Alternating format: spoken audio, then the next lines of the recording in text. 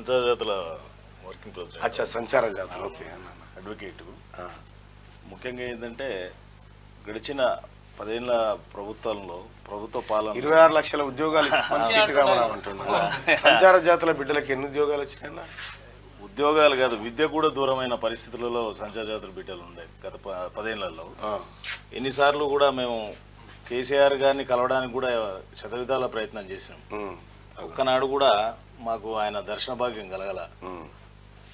కాకపోతే ఏంటంటే మా పోరాటం గత 10 ఏళ్ళుగా చేస్తానే ఉన్నాము.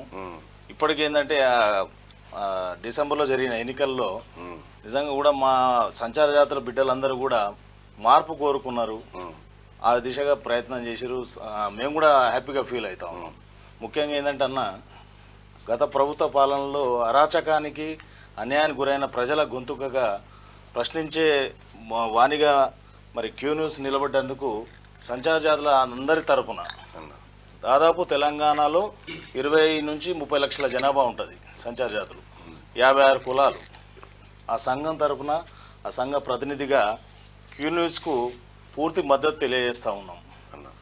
ఇంకోటి ఏంటంటే మీరు ఇంకా రెట్టింపు ఉత్సాహంతో పేద ప్రజలకు మరియు బడుగు బలహీన వర్గాలకు కూడా న్యాయం చేస్తారని దృఢ నిశ్చయంతో నమ్ముతా ఉన్నాం అన్న.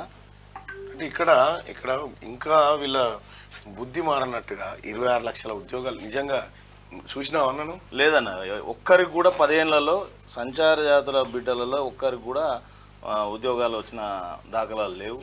విద్యకు కూడా దూరం అయినా. మరి ఈ స్టేట్మెంట్లను చూస్తే ఏమనిపిస్తుంది అన్న? చాలా ఘోరం, అన్యాయానికి పరాకాష్ట. ఇక మనం ఏంటంటే మేము సంచార జాతి బిడ్డలం నోరు తెరిచి చెప్పలేని పరిస్థితి. మాకు విద్యకు దూరం అయినాము, ఇంటికి దూరమైన. ఈరోజు కూడా సంచార జాతుల కులస్తులు కానీ బిడ్డలకు కానీ దీపాలు పెట్టుకొని చదువుతున్న పరిస్థితి ఉంది. గురుకులాలు అని చెప్పారు, మాకు 3% రిజర్వేషన్ అన్నాడు. అది కూడా ఏంటంటే మేము పోయి ఎన్నిసార్లు మాట్లాడినా ఆ లిస్ట్ ఇస్తా ఉన్నాం కానీ సీట్లు వచ్చిన దాఖలాలు లేవు. ప్రవీణ్ సార్ని కూడా గతంలో కలిసినాం, వారి పక్షాన్ని కూడా మాకు న్యాయం జరగల. కేవలం ఏంటంటే వాళ్ళు పేపర్ న్యాయం జరుగుతుంది అంటున్నారు ఆయన. ఇక బీఆర్ఎస్ అంటే అది ఇక మళ్ళా తెలంగాణలో పట్టాభద్రులు కానీ విద్యార్థులు కానీ ఈరోజు నమ్మే పరిస్థితి లేదన్న బీఆర్ఎస్ను. ఇదైతే వాస్తవం.